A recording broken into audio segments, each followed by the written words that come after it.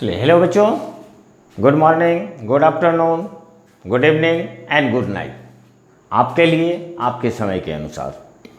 चलिए, तो देखिए इसके पीछे के टॉपिक में हम लोग पढ़े थे गॉस लॉ और उसका एक एप्लीकेशन हम लोग डिराइव किए थे कि derive Coulomb's law from Gauss law. Clear. और गॉस लॉ हमें क्या कहता है? गॉस लॉ हमें कहता है किसी भी क्लोज सरफेस से कुल इलेक्ट्रिक फ्लक्स का वैल्यू कितना होता है, तो Q by epsilon not. Clear. तो अब हम नेक्स्ट आगे का टॉपिक शुरू करने जा रहे हैं। तो आगे का टॉपिक देखिए आप कि next application, second application. Clear. तो ये आपका होता है इलेक्ट्रिक फील्ड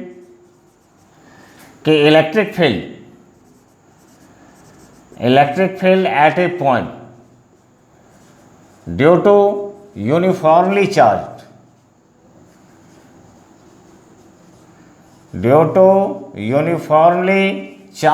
स्ट्रेट वायर।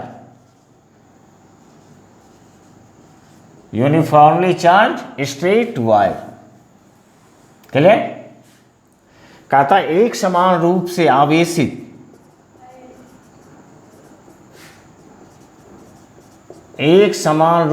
आवेशित सीधे तार के कारण किसी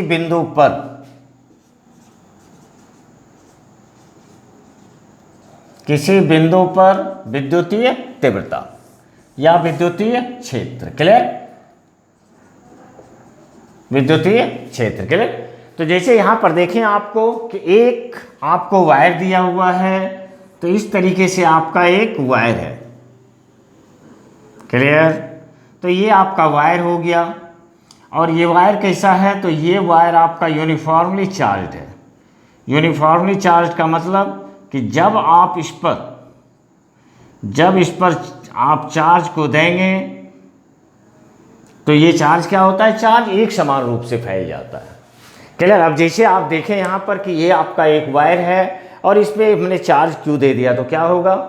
इलेक्ट्रिक फील्ड उत्पन्न होगा और ये इलेक्ट्रिक फील्ड अपना एक रीजन बनाएगा, एक क्षेत्र बनाएगा। जैसे मान लें कि इस पॉइंट पे अगर इतना इधर आया, तो इस तरीके से ये इसके चारों तरफ एक लंबाई के रूप में इतना जैसा आपको नजर आएगा। शेप कैसा बनेगा?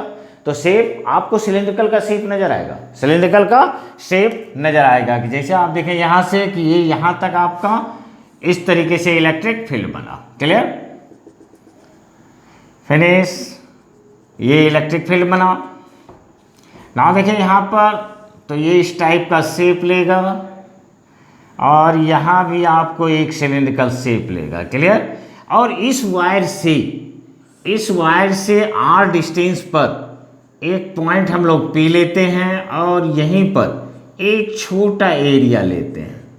ये एरिया है आपका ds। क्लियर। तो चलिए पहले हम अच्छी तरीके से समझते हैं कि क्या होगा और किस तरीके से होगा। जैसे यहाँ पर आपने टोटल चार्ज कितना दिया? Q। ये चार्ज एक समान मतलब यूनिफॉर्मली डिस्ट्रीब्यूट हो गया, एक समान रूप से डिस्ट्रीब्यूट हो गया। तो इसके कारण इस पॉइंट पर इलेक्ट्रिक फील्ड होगा और ये इलेक्ट्रिक फील्ड का डायरेक्शन, चूंकि ये पॉजिटिव चार्ज है, तो इस तरीके से आपको इलेक्ट्रिक फील्ड देगा। क्लियर ना। अगर यहाँ पर देखें तो इसका एरिया, ये जो छोटा एरिया आपने लिया है, तो ये छोटा एरिया का भी डायरेक्शन उसी तरफ होगा। क्लियर। क्योंकि एरिया क्या होता है? इसके नॉर्मल किसी भी पॉइंट पे लाए, तो यहाँ लेंगे तो ये आपका आउटसाइड, यहाँ ले तो इस तरीके से आउटसाइड, मतलब जस्ट नॉर्मल। और लेकिन ये जो पॉइंट बचता है वायर का, और ये जो पॉइंट बचता है, जैसे अगर यहाँ पर देखें आप गौर से, तो ये अगर आपका वायर है तो एक पॉइंट यहाँ पर ये ऊपर की ओर बन रहा है और ये नीचे की ओर, तो इसका एरिया वेक्टर किधर जाएगा? ऊपर की ओर। और इसका एरिया वेक्टर किधर जाएगा? नीचे की ओर। तो इस पोर्शन पे आप देखें तो इस पोर्शन पे आपको इलेक्ट्रिक फील्ड का डायरेक्शन ये है और एरिया का डायरेक्शन ये है।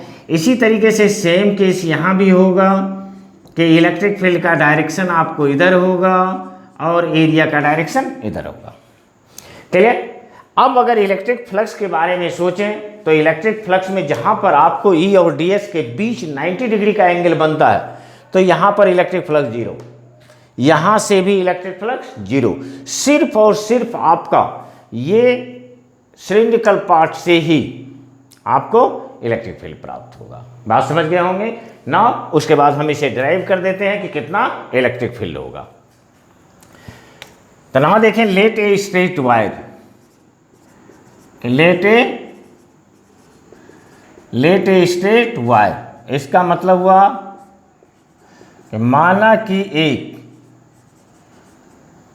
सीधी तार है। क्लियर? क्यू क्या है आपको? तो क्यू आपका है charge, charge uniformly distributed, charge uniformly distributed on wire. Clear? कि तार पर एक समान रूप से फैला आवेश। क्लियर? बात समझ गए होंगे ना। यहां पर देखें आर क्या है आपका? तो आर है distance of point P, distance of point P from wire, मतलब तार से बिंदु, तो तार से बिंदु पी की दूरी। क्लियर ना। यहां पर और एक चीज हम लोग मान लेते हैं, एल मान लेते हैं। एल क्या है आपका? तो एल है आपका लेंथ ऑफ वायर,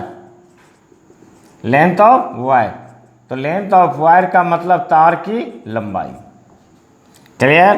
और चलिए लेमडा आप जानते हैं, लीनियर चार्ज डेंसिटी का मतलब होता है रैखिक आवेश घनत्व। क्लियर? अगेन ई क्या है आपका? इलेक्ट्रिक फील्ड मतलब विद्युत क्षेत्र। क्लियर? तो जब हम चार्ज को देते हैं तो क्या होता है? इलेक्ट्रिक फील्ड डेवलप्ड हो जाता है और उसका शेप कैसा होता है? सिलिंड्रिकल होता है। कहता है when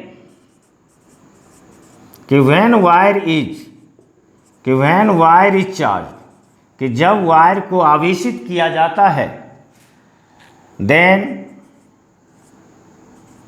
electric field is developed, electric field is developed whose shape is cylindrical, clear? तो ना देखें यहां पर कि जब तार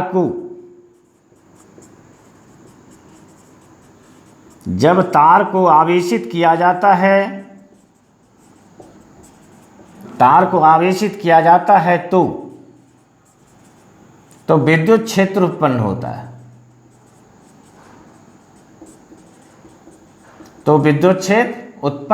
है। जिसका आकार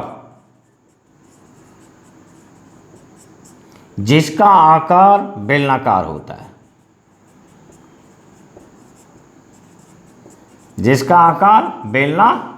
है, क्लियर ना। गॉस लॉ का अप्लाई कीजिए। तो फ्रॉम गॉस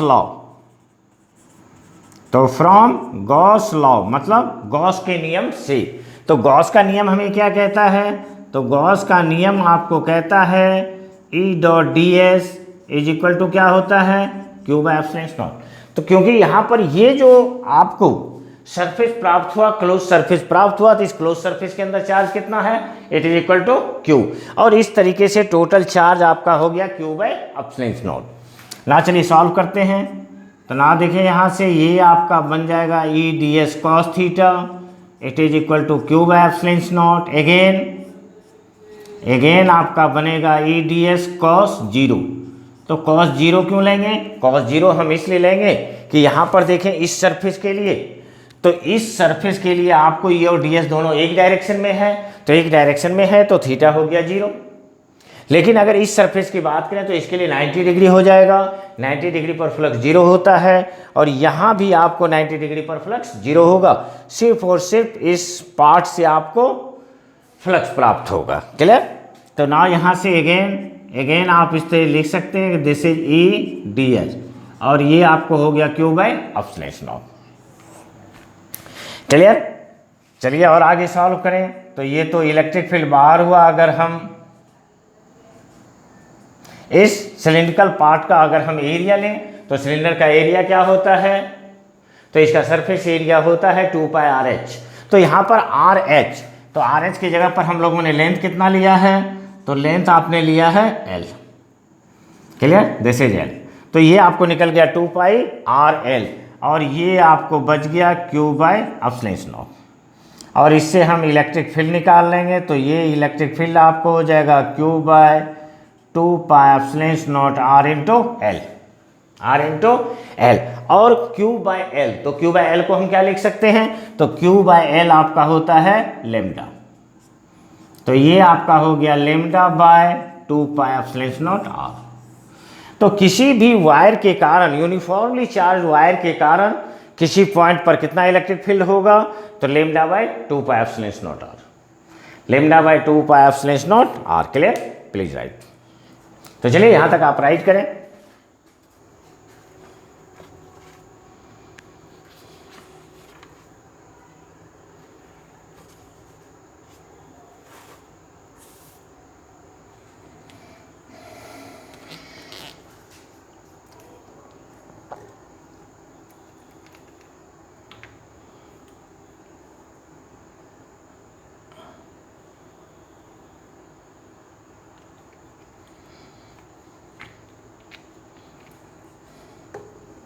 चलें, ओके कंप्लीट। तो चलिए इसको रब करते हैं।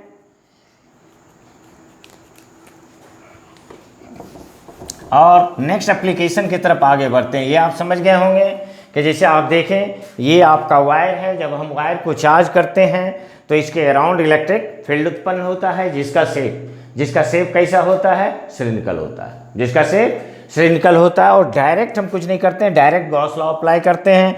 और गॉस लॉ हमें कहता है कि E dot D S integration of E dot D S is equal to Q by epsilon naught. क्यों? क्योंकि इनसाइड क्लोज सरफेस चार्ज कितना है? तो क्यू। तो ये Q by epsilon not E D S cos theta, Q by epsilon not theta 0 E D S Q by epsilon not. और D S मतलब area को जब आप इंटीग्रेट करेंगे तो ये एरिया होती है 2 पाई आर एल। चलिए सॉल्व कर दें। तो जिसके कारण इस वायर के कारण कितना इलेक्ट्रिक फील्ड हुआ? तो इस वायर के कारण आपको इलेक्ट्रिक फील्ड होता है lambda by 2 pi epsilon naught R, lambda by 2 pi epsilon naught R. Clear?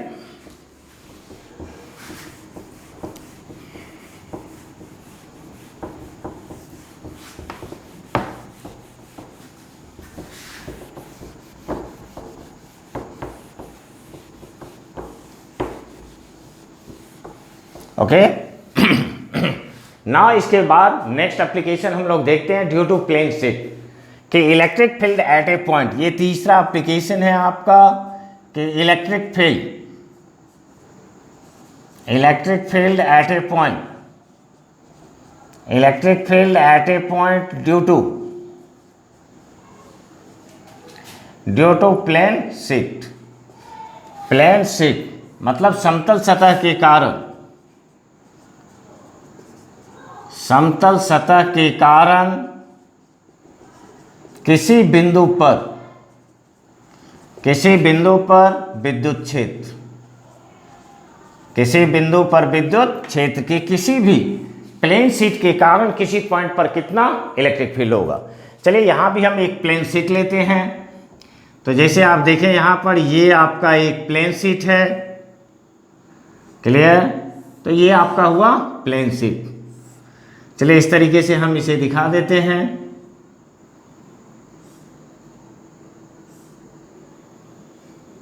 चलिए, तो ये आपका एक प्लेन शीट है और इस प्लेन शीट पर हमने चार्ज दिया। तो चार्ज कितना दिया? टोटल चार्ज हमने दिया Q।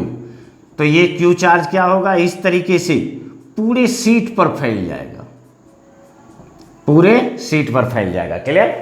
अगेन आप देखें तो एक चीज इसमें होती है कि जैसे आप जब इस शीट को चार्ज करेंगे तो कोई भी शीट अगर है, तो जैसे आप देखें ये शीट है, तो ये शीट पर जो ही हम चार्ज को देंगे तो ये कंडक्टर है, तो ये कंडक्टर है, तो ये चार्ज पूरा इस सतह पर भी फैल जाएगा और पीछे वाले सतह पर भी फैल जाएगा, पीछे वाले सतह पर भी फैल जाएगा। लेकिन यहाँ पर क्या होता है, टोटल एरिया आपको कितना प्राप्त होता है। अगर मान लें कि इसका एरिया ए है तो पीछे साइड का भी एरिया ए होगा, तो एरिया हमें कितनी मिल जाती है, तो 2a।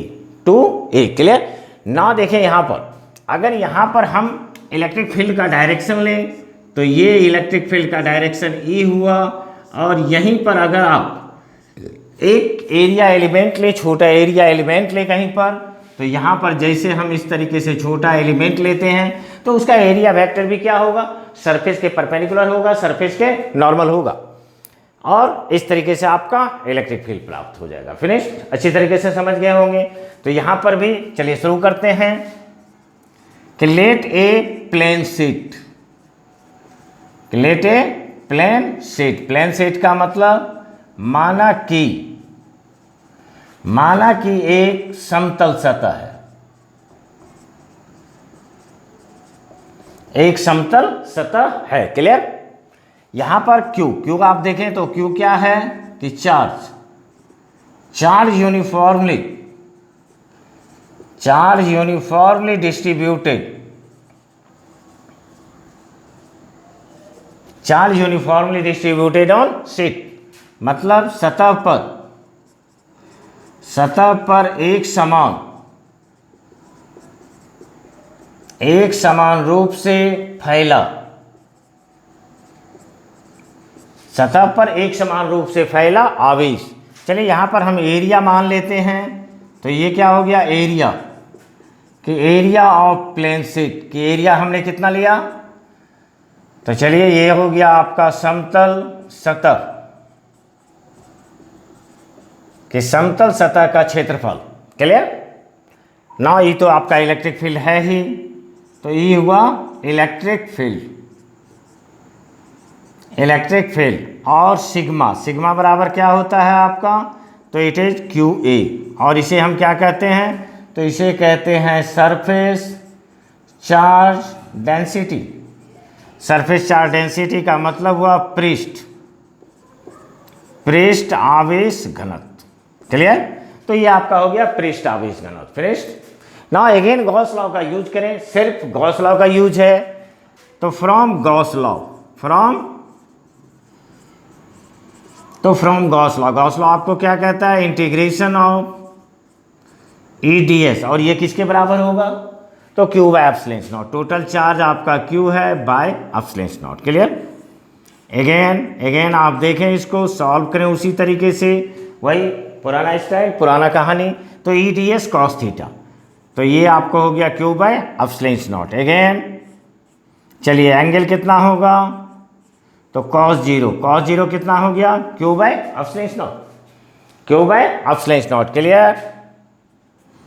अगेन EDS cos 1 हो गया, तो ये आपका हुआ Q बाय एप्सिलॉन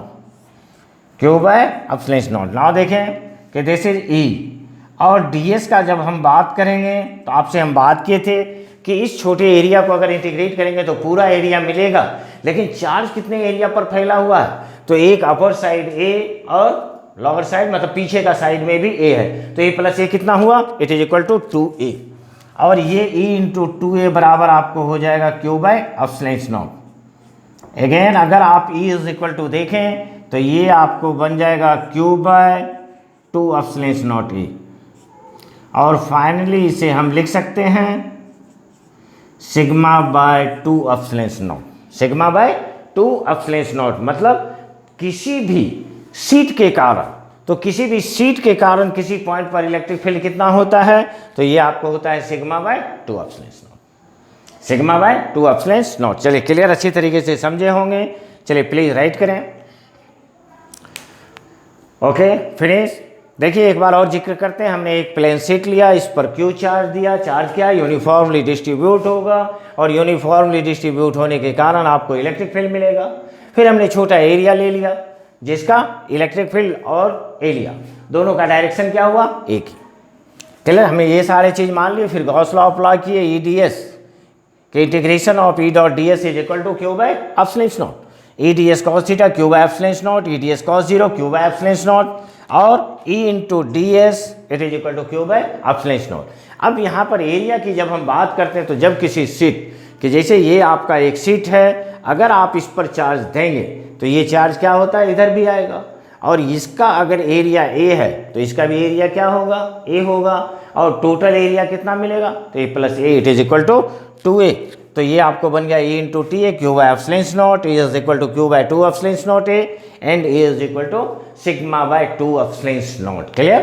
तो किसी भी सीट के कारण कितना इलेक्ट्रिक फील्ड होता है, sigma by 2 epsilon naught, sigma by 2 epsilon not. Clear ना। चलिए इसको हम रब करते हैं, नेक्स्ट पॉइंट की तरफ आगे बढ़ेंगे।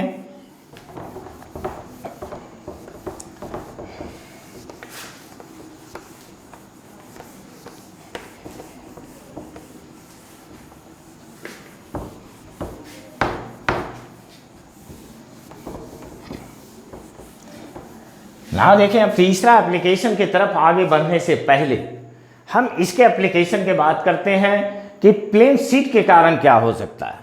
तो ना चलिए तो ये आपका होगा कि हम लोग निकालते हैं कि electric field between two plane sheet, electric field between two plane sheet मतलब दो समतल सतह, ड्यू टू कर दो, इलेक्ट्रिक फील्ड ड्यू टू कि दो समतल सतह के कारण, दो समतल सतह के कारण विद्युत क्षेत्र, कि दो समतल सतह के कारण विद्युत क्षेत्र। जैसे आप देखें यहां पर हम दो प्लेन शीट लेंगे, एक आपका ये प्लेन शीट है, क्लियर, और एक आपका ये प्लेन शीट है, क्लियर। तो इस तरीके से हमने दो प्लेन शीट ले लिया। मान लेते हैं कि चलिए इसका सरफेस चार्ज डेंसिटी सिग्मा 1 है और इसका सरफेस चार्ज डेंसिटी कितना है, सिग्मा 2 है, और इसके कारण हम 3 पॉइंट पर, एक पॉइंट P ले रहे हैं, दूसरा पॉइंट Q लिए और तीसरा पॉइंट हमने R लिया। इस 3 पॉइंट पे आपको इलेक्ट्रिक फील्ड निकालना है, क्लियर। तो प्रोसेस सेम है कि जैसे हम लोग इलेक्ट्रिक फील्ड निकालते हैं उसी तरीके से पहले डायरेक्शन देंगे फिर सॉल्व कर देंगे। जैसे देखिए सबसे पहले हम P पॉइंट पे बात करते हैं। जैसे आप देखो यहाँ पर अगर इस पॉइंट पे बात करें तो यहाँ पर कितने प्लेन शीट हैं, 2 प्लेन शीट हैं। तो यहाँ पर ये प्लेन शीट भी इलेक्ट्रिक फील्ड देगा और ये प्लेन शीट भी इलेक्ट्रिक फील्ड देगा। इसका वैल्यू कैसा है, पॉजिटिव, इसका वैल्यू कैसा है, पॉजिटिव, नेचर कैसा होगा, रिपल्सिव, ये हो गया E1। अगेन देखें ये पॉजिटिव, नेचर कैसा होगा, रिपल्सिव, क्लियर। अब आप इस पॉइंट पर चेक करो तो इस पॉइंट पर भी चेक करेंगे तो फिर उस पॉइंट पर भी दोनों सीट इलेक्ट्रिक फील्ड डेवलप करेगा। अगेन ये पॉजिटिव, नेचर, रिपल्सिव, अगेन ये पॉजिटिव, नेचर, रिपल्सिव, क्लियर, बात समझ गए होंगे ना। अगर इस पॉइंट पे देखें दिस इज Q, तो ये Q पर ये पॉजिटिव कैसा नेचर होगा, तो ये हो गया रिपल्सिव, ये पॉजिटिव कैसा नेचर होगा, रिपल्सिव। तो तीनों पॉइंट पर आपको इलेक्ट्रिक फील्ड मिल गया कि this is electric field.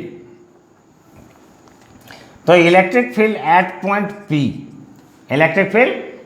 P, कितना हो रहा है, दोनों एक डायरेक्शन में है, तो दोनों जब आपका एक डायरेक्शन में है तो क्या हो जाएगा, E1 प्लस E2। नेक्स्ट अगर आप देखें यहाँ से तो इसका फार्मूला कितना इलेक्ट्रिक फील्ड होगा, तो सिग्मा बाय 2 एप्सिलॉन नॉट, तो यहाँ पर सिग्मा की जगह पर क्या है, सिग्मा 1, तो sigma 1 by 2 epsilon not, clear. Now again इस पॉइंट के कारण देखें तो ये कितना होगा, sigma 2 by 2 epsilon not, clear, कहीं कोई दिक्कत नहीं। नेक्स्ट अगर आप ई पॉइंट Q पर देखें, या चलिए सबसे पहले R पर लेते हैं क्योंकि R सेम होगा। अगेन R पर भी क्या होगा, E1 plus E2 value same, तो सिग्मा 1 बाय 2 एप्सिलॉन नॉट और सिग्मा 2 बाय क्या होगा, 2 एप्सिलॉन नॉट, क्लियर। ना अगर Q पॉइंट पर अगर आप देखें तो Q पॉइंट पर कितना होगा तो Q पॉइंट पर देखें यहाँ पर E1 आपका उस डायरेक्शन में राइट, तो E2 क्या है लेफ्ट, मतलब माइनस होगा। तो ये यहाँ पर आपको इलेक्ट्रिक फील्ड मिलेगा E1 माइनस E2, ये हो जाएगा इसका वैल्यू सिग्मा 1/2 एप्सिलॉन नॉट, और ये हो गया सिग्मा 2/2 एप्सिलॉन नॉट। क्लियर, ये तो नेट आपको इलेक्ट्रिक फील्ड मिला।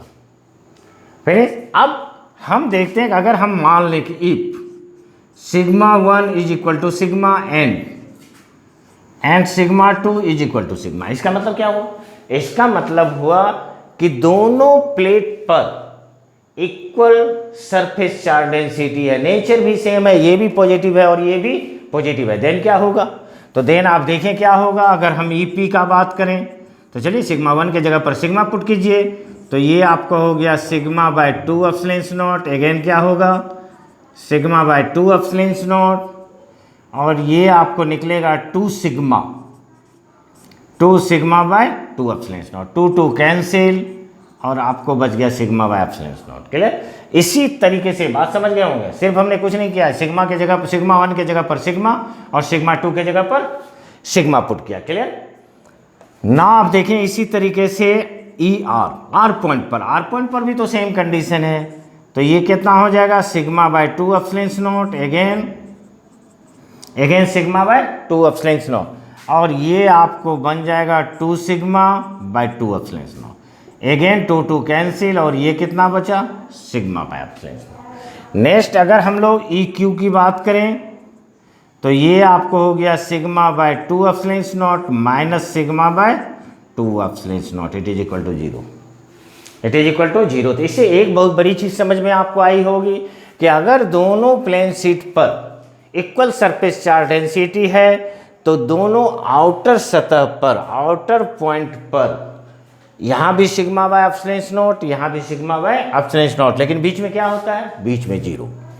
अगर इसी तरीके से आप अगर मान लें कि if sigma 1 is equal to sigma and sigma 2 is equal टू क्या हो जाता है माइनस सिग्मा, मतलब दोनों पर equal and opposite surface charge density है। तो अगर equal and opposite surface charge density है तो आप चेक करो, ये हो गया EP कितना हो जाएगा सिग्मा/2 एप्सिलॉन नॉट, और सिग्मा 2 इक्वल टू माइनस है, तो यहाँ पर ये माइनस आप पुट करेंगे, तो ये माइनस सिग्मा/2 epsilon not, it is equal to 0।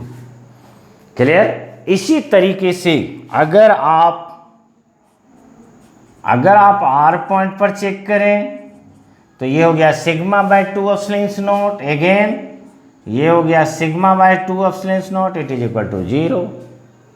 Clear ना, तीसरा पॉइंट आपके पास बचा EQ, तो ये आपको बच जाएगा सिग्मा/2 एप्सिलॉन नॉट, चूंकि माइनस था, और ये आपको हो जाएगा माइनस, तो ये आपको बन जाएगा 2 सिग्मा/2 एप्सिलॉन नॉट, और ये आपको क्या बच रहा है सिग्मा/एप्सिलॉन नॉट।